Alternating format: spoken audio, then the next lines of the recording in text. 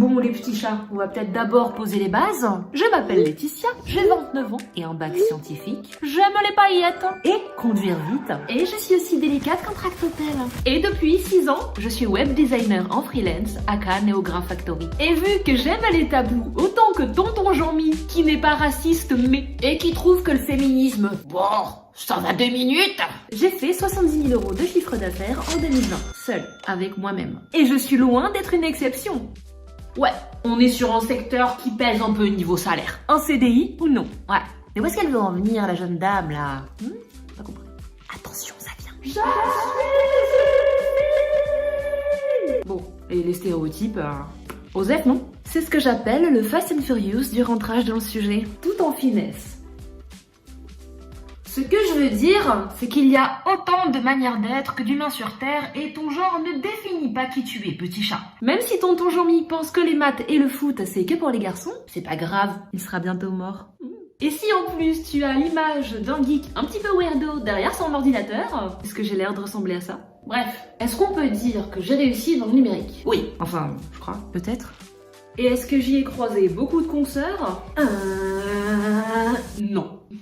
En même temps, si tout le monde pense qu'une fille y a autant sa place qu'un poulpe dans une station essence, forcément, qu'est-ce qu'on fait, hein?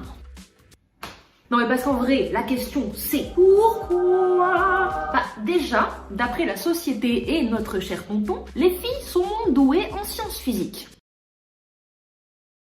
Bah Jamy, c'est complètement faux. Non seulement les filles ont de meilleurs résultats à l'école, mais en plus, comme je l'ai déjà précisé plus haut, il y a un gros amalgame entre ces matières et le numérique. On peut finir par douter et avoir peur de se lancer dans cette filière dite plus masculine. Conséquence, qui dit plus d'hommes, dit moins de modèles féminins dans ce secteur. Donc difficile de s'y projeter, n'est-ce pas? Et si, par chance, tu es assez courageuse pour te lancer, tu finiras par croire que tu n'es pas vraiment à ta place, et tu remettras en question tes compétences en pensant ne pas être légitime. CQFD, c'est ce qu'on appelle le syndrome de l'imposteur. Merci le patriarcat. On adore. C'est quand même couillon, hein? On était bien parti avec Ada Lovelace, pionnière de la science informatique, and Eddie Lamar, mother of Wi-Fi.